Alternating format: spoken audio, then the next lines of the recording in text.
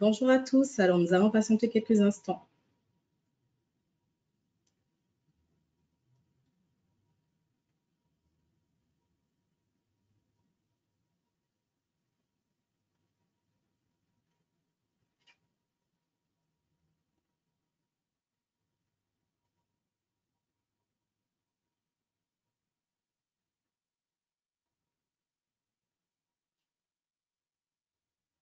Alors je pense que c'est bon, on peut y aller Vincent?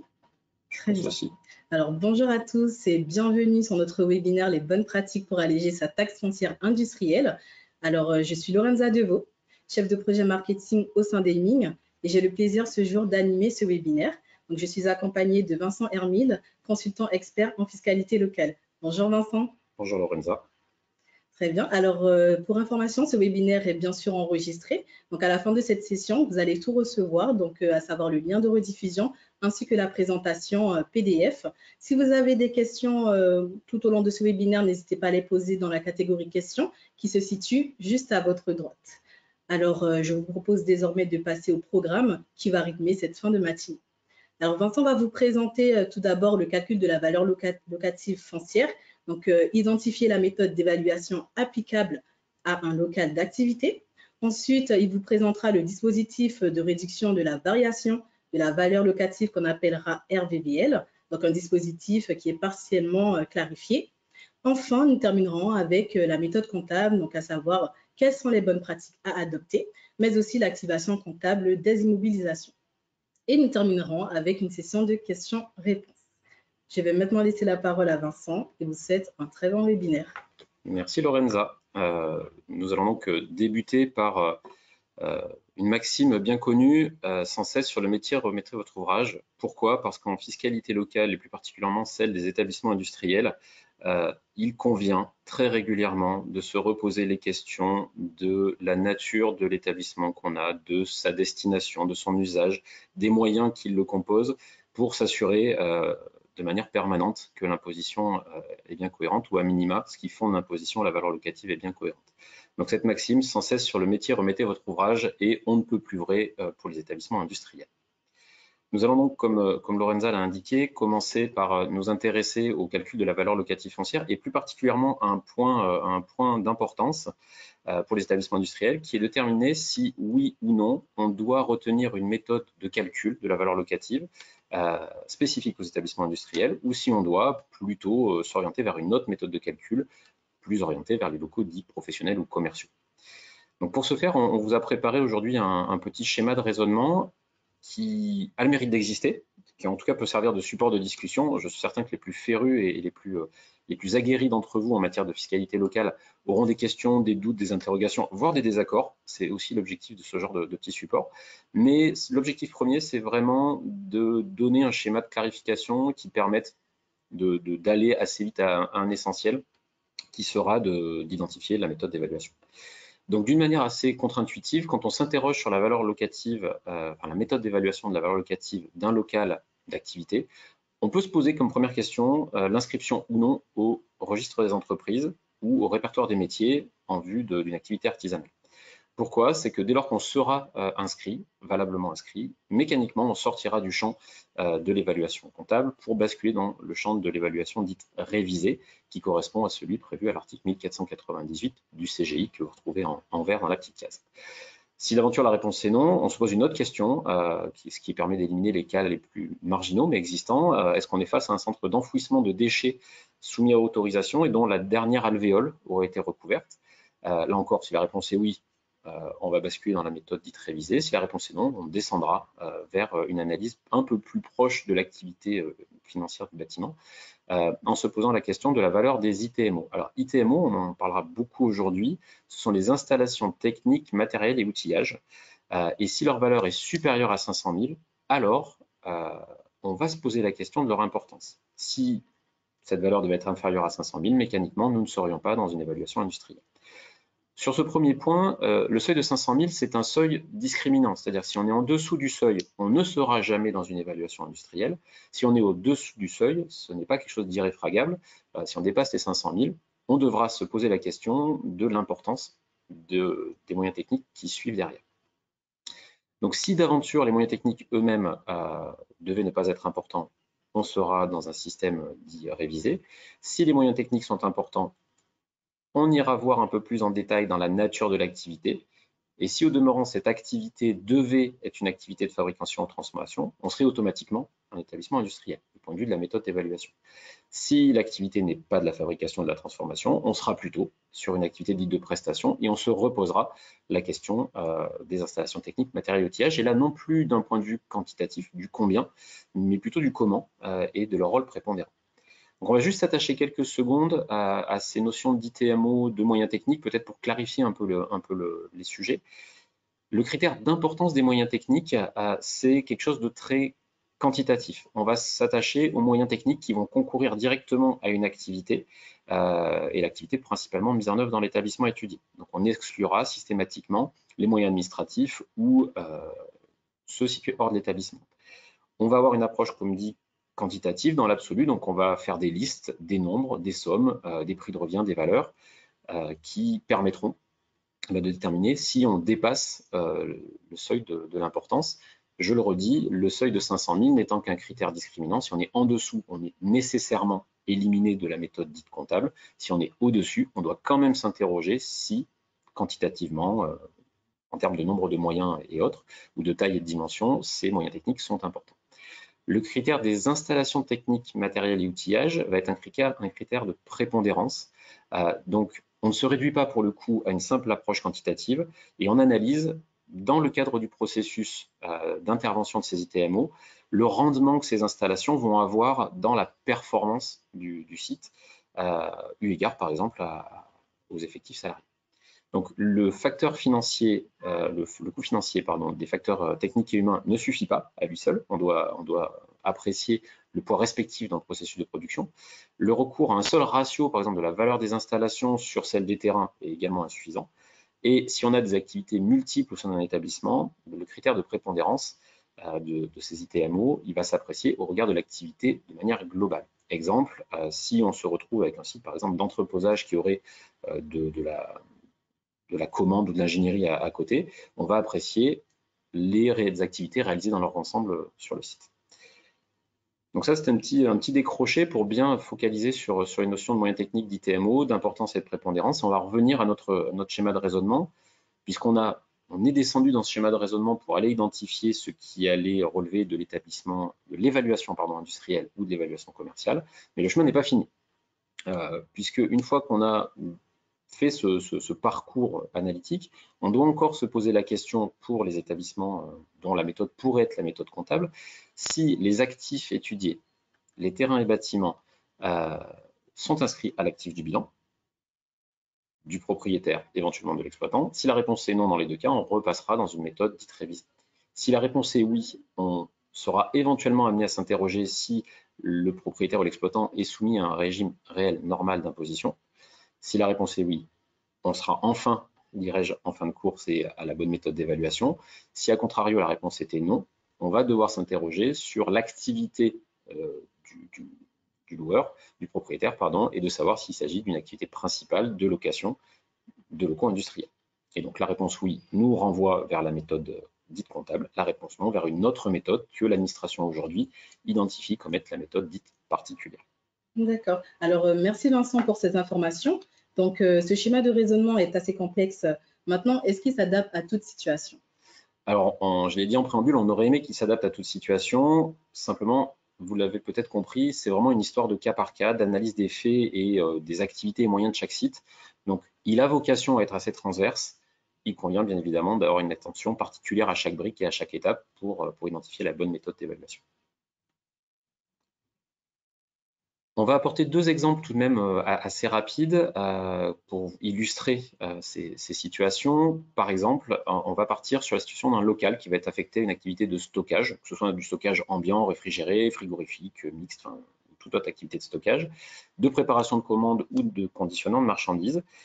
Et pour déterminer la méthode d'évaluation dans sa brique haute, dans sa branche haute, donc la première phase que l'on a vue ensemble, on va s'attacher aux moyens techniques et donc à l'importance des moyens techniques. Et donc pour ce faire, on va lister quantifier les matériels de quai, les matériels de manutention, les installations de manutention qui peuvent être un petit peu plus importantes comme des ponts roulants, les matériels de stockage ou les installations de stockage. Là aussi, on a une notion de différence de dimension. Un rack sur lequel on posera des palettes n'aura pas tout à fait la même taille, la même automatisation qu'un robot de stockage, des outils de conditionnement et puis du matériel qui va être plutôt destiné à la gestion des flux, type les tablettes, les scanners, les PDA, pour par exemple la préparation de commandes ou le suivi des stocks. Donc là, c'est vraiment très quantitatif, hein, leur nombre, leur quantité, leur qualité.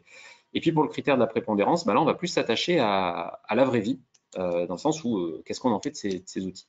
Et donc, on va s'attacher à l'étude du cadencement des opérations, combien je vais avoir de flux entrants, en nombre de camions, en nombre de palettes, en nombre de colis, de flux sortants. On va s'attacher au recensement de l'outillage et de tous les éventuels moyens digitaux qui s'accompagnent de ça. Et puis, on va surtout analyser in fine l'impact de tous ces équipements, de toutes ces installations sur la capacité de traitement. Et en gros, si on le dit de manière très simpliste, est-ce que j'aurais fait aussi bien ou mieux si je n'avais pas eu toutes ces installations? Et de là découlera l'évaluation, en tout cas l'évaluation à retenir. Donc on était là sur un exemple assez classique hein, de locaux à usage d'entrepôt. On a un exemple un petit peu plus d'actualité qui va concerner les data centers. Doublement d'actualité, déjà parce que ce sont des installations, des centres qui se développent pleinement avec la digitalisation, et d'autre part parce que l'administration a récemment eu l'occasion d'apporter des éclaircissements, des éclairages sur sa vision de la méthode d'évaluation à apporter à ce type de site. Et en l'occurrence, l'administration, en rappelant assez légitimement avec beaucoup de précautions qu'il s'agissait toujours d'une situation d'appréciation des faits, elle a quand même retenu qu'en général, on est face à des sites dont l'importance des moyens sera reconnue et la prépondérance des ITMO également. Pour les moyens techniques, on va lister pour ces établissements-là les équipements informatiques, les installations de sécurité, les installations électriques spécifiques hein, à la gestion de l'alimentation, déterminantes dans la conduite des activités d'un data center, et également les systèmes développés, par exemple de climatisation. Là aussi, ce sont des sites qui consomment beaucoup d'énergie. Donc vous voyez, il y a une hétérogénéité des éléments à aller rechercher, analyser, qui est vraiment fonction de l'activité réalisée par la personne qui exploite l'immeuble pour pouvoir identifier la bonne méthode d'évaluation. Très bien, donc nous avons vu à l'instant quelques exemples de situations spécifiques liées aux locaux affectés à des activités logistiques ou de stockage, mais aussi au data center. Donc c'est autant de paramètres hein, qui entrent en jeu pour déterminer si un site doit être évalué comme un établissement industriel. Maintenant, Vincent, qu'en est-il si cette évaluation doit changer? Alors c'est une bonne question puisqu'on a depuis quelques années un dispositif qui s'appelle la RVVL, donc la réduction de la variation de la valeur locative, et son objectif à ce dispositif est de gérer la transition quand on passe d'une méthode de détermination de la valeur locative à une autre. Donc ça va être l'objet de la suite de notre présentation. De manière très schématique, les impositions de taxes foncières, cotisations foncières d'entreprise, taxes d'enlèvement des ordures ménagères qui impliquent un établissement industriel, et on rentrera un peu plus dans le détail tout à l'heure, dès lors qu'elles subissent un événement depuis le 1er janvier 2019 qui va conduire cet événement à un changement de méthode de détermination de la valeur locative. Donc l'événement lui-même entraîne le changement, ou on est face à un changement d'affectation de ce même immeuble. Et dès lors que la valeur locative aura évalué à la hausse ou à la baisse, et ça c'est un élément important, de plus de 30%, alors ce mécanisme de réduction de la variation de la valeur locative trouvera à s'appliquer. Donc on va essayer par un schéma facialement simple, mais dans sa mise en œuvre peut-être un peu plus complexe, d'expliquer cela plus en détail. Sur la partie gauche de votre écran, vous avez une première situation qui est de dire, exemple, je suis dans un site qui a une activité de fabrication ou de transformation, j'ai des moyens techniques importants, je vais être un établissement industriel. Ou la deuxième branche, je fais une toute autre activité, j'ai des moyens techniques importants et mes installations techniques, matériels et outillages jouent un rôle prépondérant, donc on revient sur tout ce qu'on s'est dit juste avant, je vais également être face à un établissement industriel. Normalement, dans les deux cas de figure, là on est au terme de la première partie du synoptique qu'on vous a présenté tout à l'heure, on devrait être face à un établissement industriel potentiellement évalué selon la méthode comptable. Mais en fonction des réponses apportées à la deuxième partie, cette méthode, on a vu qu'elle pouvait être moins déterminée que ça et on pouvait se retrouver d'une situation à une autre. En l'occurrence, dès lors qu'un site aura historiquement été évalué par exemple en méthode comptable et qu'il basculera en méthode révisée à la suite d'un événement quelconque, on en parlera un petit peu plus en détail tout à l'heure, et que la variation est supérieure à 30%, alors mécaniquement le dispositif devra trouver à s'appliquer du RVVL. Sur la partie droite de votre écran, vous avez quelque chose qui est relativement proche et pourtant un petit peu différent.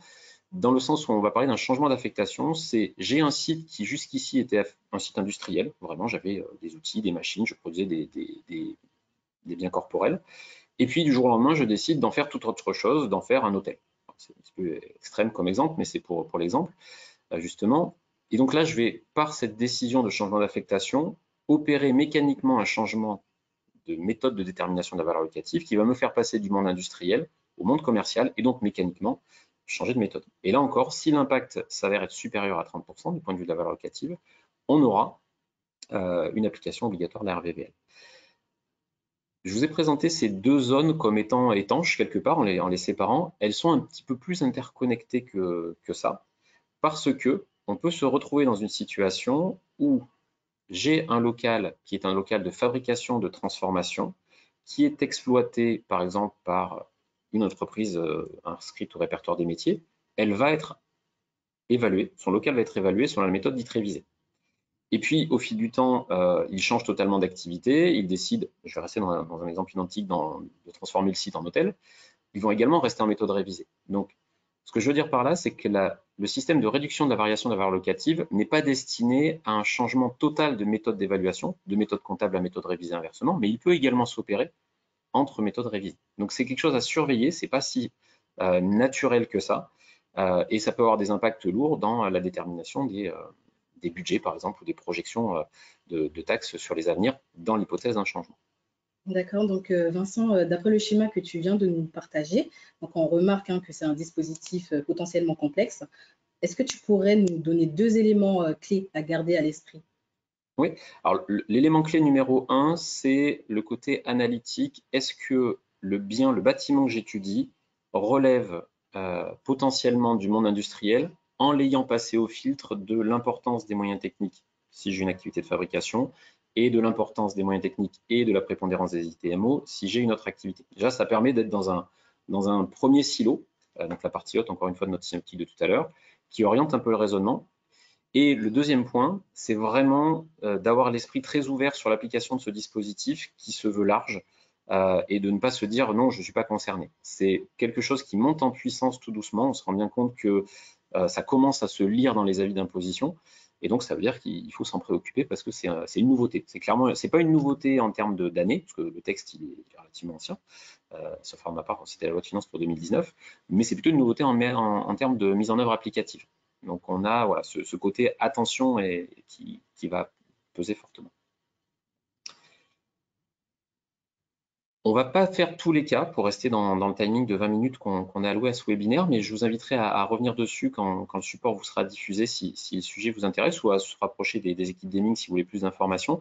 On a essayé de vous lister ici des situations qui font qu'on pouvait passer d'une méthode comptable à une méthode révisée ou d'une méthode révisée à une méthode comptable, ou d'une méthode révisée à une méthode révisée. Donc, c'est des exemples d'illustration de ce qu'on a dit juste avant. Je vais en prendre qu'un seul. Je suis un établissement industriel, donc ça c'est le premier pavé, méthode comptable, et je m'aperçois que finalement, je n'ai plus d'installation technique vraiment prépondérante. J'ai beaucoup rendu manuel mon activité. J'ai redonné un peu d'humanité à l'activité et je vais sortir des critères de prépondérance pour mon activité et je vais nativement basculer dans la méthode révisée. Du point de vue de la fiscalité locale, c'est là où les choses, les sphères se recoupent un peu. Ce changement-là va être constitutif d'un changement d'affectation qui va entraîner obligatoirement un changement de méthode de détermination de la valeur locative et donc l'application de la RVVA. La situation peut être reprise en miroir dans l'autre sens. J'ai un site qui n'était pas du tout industriel, j'investis énormément dedans, je le mécanise énormément, je l'automatise. Il va rentrer dans la sphère comptable. Je vais devoir me poser la question de la RVVA. Le dernier sujet, de réviser à réviser, celui que vous avez tout en bas dans le slide, on l'a abordé rapidement tout à l'heure. Je me désinscris du répertoire des métiers, mais mon activité n'a plus lieu d'être industrielle. Bref, voilà, on va rester à ce niveau-là parce que ça nous ferait aller trop loin dans le détail, mais en tout cas, le détail, il est à l'écran et vous pourrez vous y replonger si vous le souhaitez.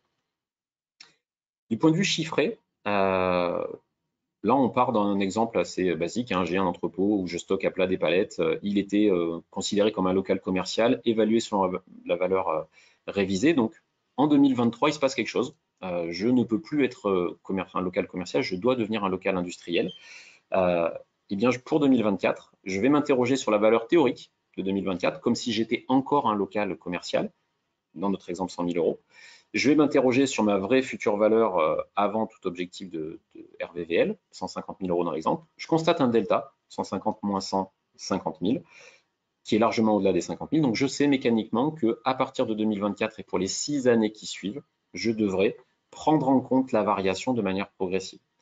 Et donc, comment est-ce que ça se met en œuvre? Eh bien, tous les ans, je vais calculer ma valeur locative normale avant application de la réduction de la variation de la valeur locative. Donc, quand je dis valeur locative normale, si on passe dans le monde industriel, ça veut dire que tous les ans, on revalorise la valeur locative. Donc, pour cette année, on parle de 7% pour 2023. On pourrait être aux alentours de 5 l'année prochaine. Et puis le temps nous dira vers quoi on se dirige. Mais cet indice de revalorisation, il est directement basé sur un indice des coûts. Donc, vraiment, c'est en prise avec l'inflation. Donc, ça aura un impact notable. Donc, ma valeur locative dite normale, je vais lui apporter une correction. Je vais venir ajouter, enfin la corriger, pardon, en l'occurrence la enlever, 85% de l'écart de mes 50 000, donc la première année, 70% de mes 50 000 la deuxième année, 55% la troisième, 40, 25, 10 jusqu'à la fin. Et donc, on voit bien dans la ligne basse que, enfin, en comparant la ligne basse et la ligne haute, qu'on aurait dû être taxé dès le début à 150 000 en valeur locative. Hein. On ne le sera qu'à 108 et qu'il faudra quand même attendre 2029, dans l'exemple, pour se rapprocher de l'imposition normale. Donc, c'est vraiment un dispositif de long terme et qu'il faut suivre avec un point déterminant, et là, j'insiste vraiment beaucoup dessus, la variation de la valeur locative, les paliers 85, 70, 55, etc., s'appliquent à partir de la différence constatée pour la première année.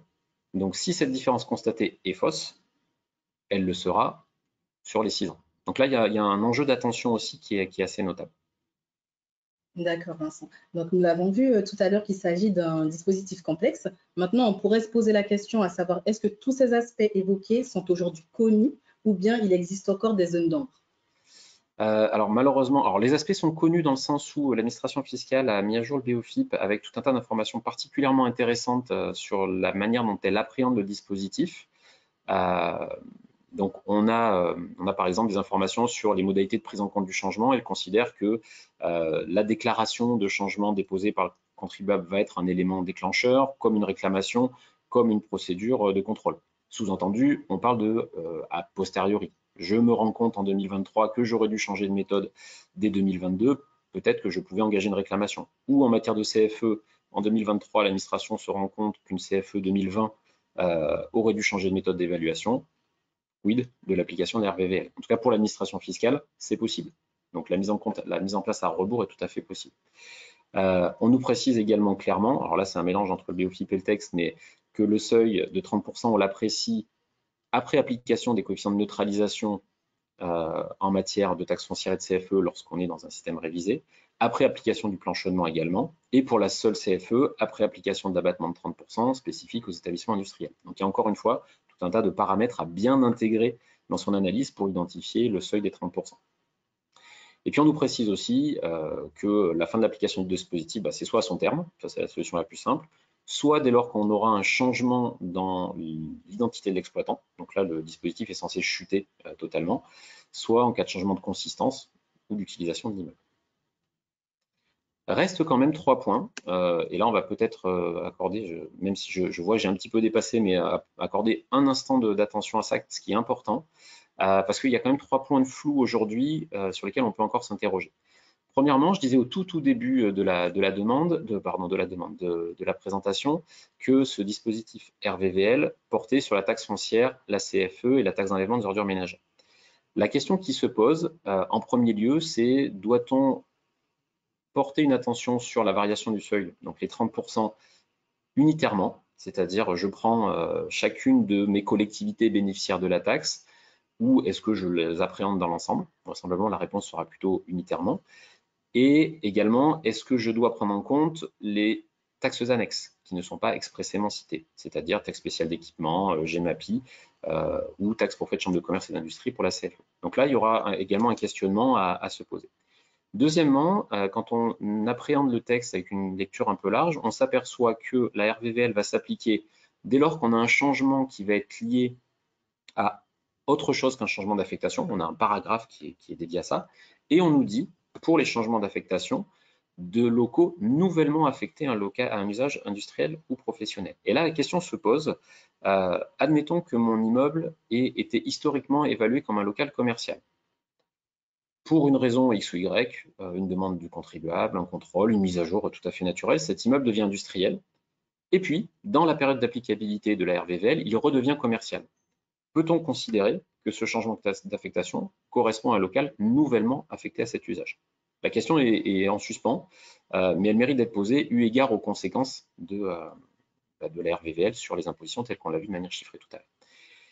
Et dernier point, assez notable également, c'est l'année de prise en compte du changement, puisque le texte nous dit bien que la RVVL doit s'appliquer à partir d'un point d'entrée qui est l'année de prise en compte du changement. Et ce terme-là, aujourd'hui, bien que défini par le BOFIP, peut être sujet à discussion de fond, sans du tout prétendre que le BOFIP aujourd'hui est faux, ce n'est pas du tout mes propos. Mais en tout cas, je pense qu'il y a d'autres angles de réflexion qui pourraient tendre à avoir une autre appréciation. Donc ça, c'est vraiment l'année de prise en compte du changement, un point à regarder quand vous aurez des sujets de cette nature-là. On va faire maintenant un tout petit focus sur la méthode comptable, sur vos avis d'imposition, ce que vous avez là entre les mains aujourd'hui. Deux points importants. Le premier, c'est qu'à isopérimètre, rien ne se passe du point de vue de la nature de l'exploitation, des moyens mis en œuvre, de la taille de l'immeuble dans sa consistance ou son affectation. Votre revenu cadastral, la base imposée pour la TF, ou votre valeur locative des biens passifs de taxes foncières, celle imposée pour la CFE, pour l'année 2023, doit être supérieure de 7,1% à ce que vous avez constaté en 2022. Ça correspond au coefficient de revalorisation dont je parlais rapidement tout à l'heure. C'est mécanique. Si vous constatez un coefficient différent au niveau de ces lignes-là, une question doit se poser. De la même manière, à isopérimètre, si rien ne s'est passé, si vous êtes propriétaire exploitant d'un établissement industriel, j'insiste bien sur industriel, le rapport existant entre la valeur locative imposée à la CFE, la base de la CFE industrielle et le revenu cadastral industriel doit être de 1,4. Et si vous constatez un ratio différent, on vous invite en tout cas à engager des investigations pour creuser un peu le sujet. Autre point central, je dirais récurrent, historique, déterminant, je ne sais même plus comment le qualifier, les installations techniques peuvent bénéficier d'une exonération dès lors que, on va aller dans ce sens-là, ils peuvent bénéficier d'une exonération qui est prévue par les textes. Et cette exonération, jusqu'en 2020, était soumise à une définition jurisprudentielle où on exonérait simplement les biens qui participaient directement à une activité industrielle et qui étaient dissociables des immeubles. Donc ça a fait couler beaucoup d'encre, ça a été assez problématique, tant et si bien que le Conseil d'État en fin d'année 2020, par une décision normalement ultra connue qui est GKN Driveline, a apporté une nouvelle définition qui était censée clarifier tout un tas de difficultés, notamment la notion de dissociabilité, et qui prévoit une exonération des biens qui relèvent d'un établissement qualifié d'industriel, et c'est là qu'arrive le cœur du sujet, et qui sont spécifiquement adaptés aux activités susceptibles d'être exercées dans un tel établissement. Donc, définition relativement simple, en apparence, spécifiquement adaptée à des activités susceptibles d'être exercées, mais qui laisse un problème de fond, c'est comment est-ce qu'on démontre ça?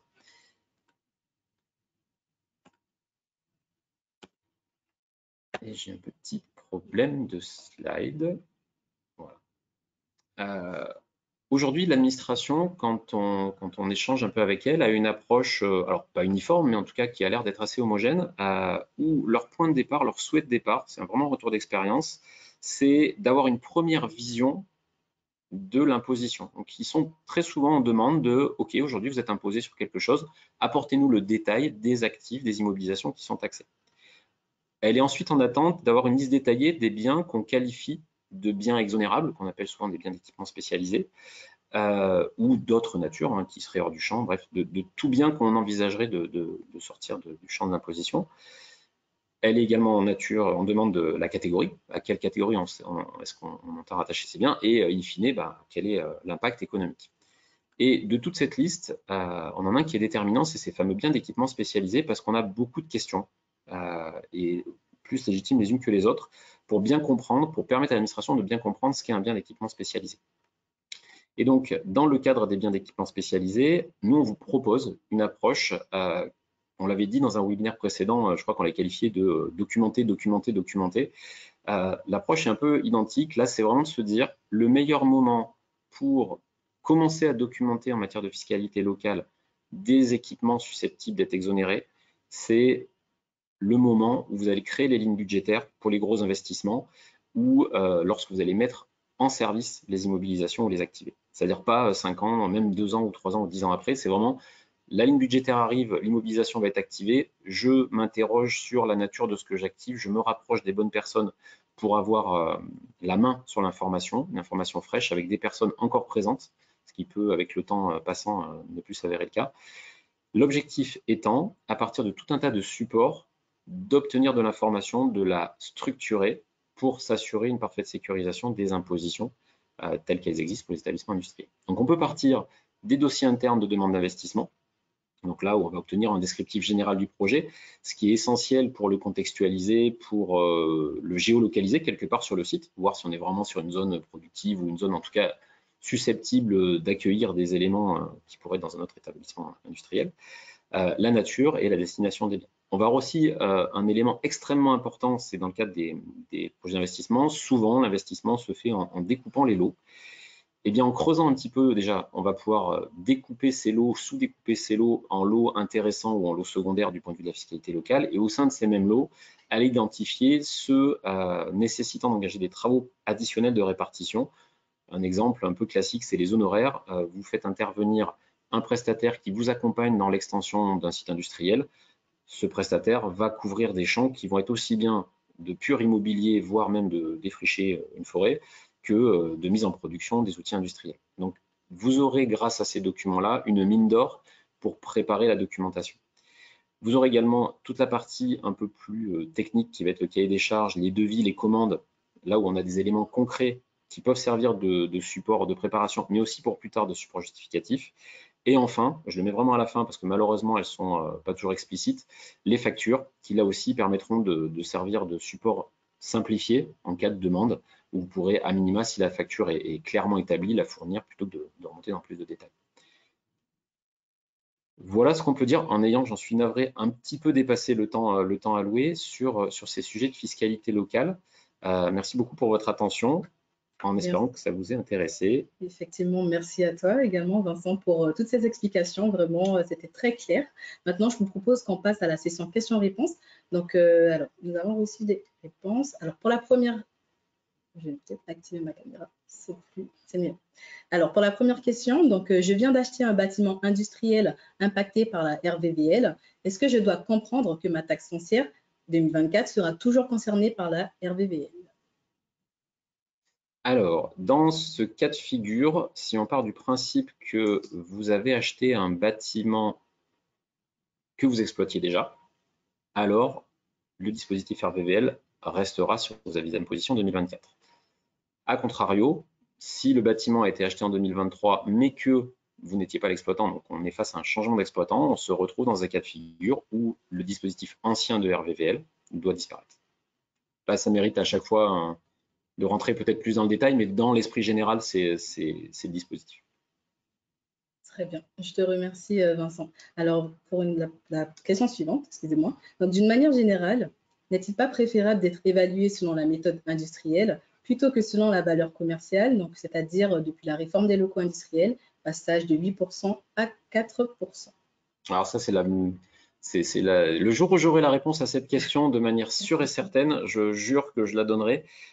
C'est effectivement, facialement, le fait qu'on ait divisé par deux les taux d'intérêt applicables en matière de taxe foncière industrielle a rapproché mécaniquement les deux méthodes d'évaluation, a pu laisser penser que d'une manière générale, il était plus avantageux désormais d'être un établissement industriel.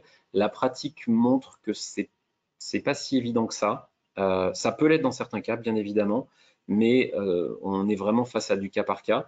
Avec un point, par exemple, d'illustration, un établissement industriel, je l'ai dit tout à l'heure, va voir sa valeur locative augmenter en fonction, je simplifie le propos, mais de l'inflation. Donc en période de forte inflation, on va se retrouver avec des valeurs locatives qui vont exploser très très vite et potentiellement beaucoup plus vite que les prix les valeurs locatives liées aux locaux révisés.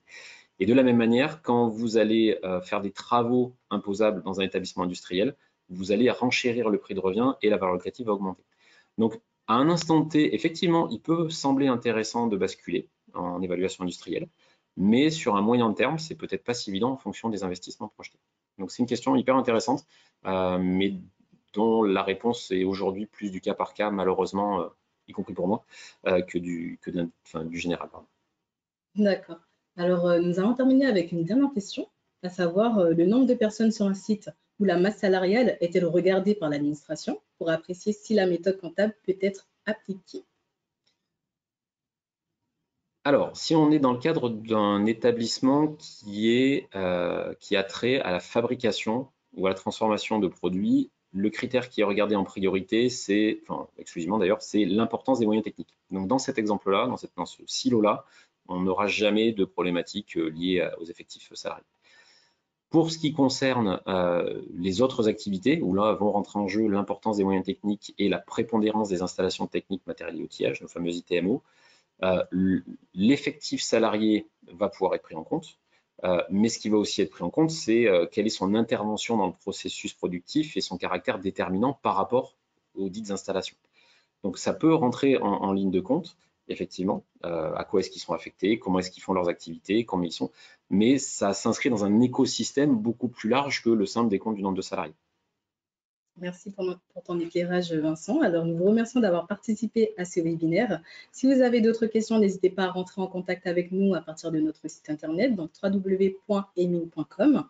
Donc, sur notre site internet, vous pourrez découvrir notre expertise et tout en sachant que la semaine prochaine, donc à savoir le 14 septembre prochain, voilà, nous avons un webinaire autour de la taxe foncière commerciale.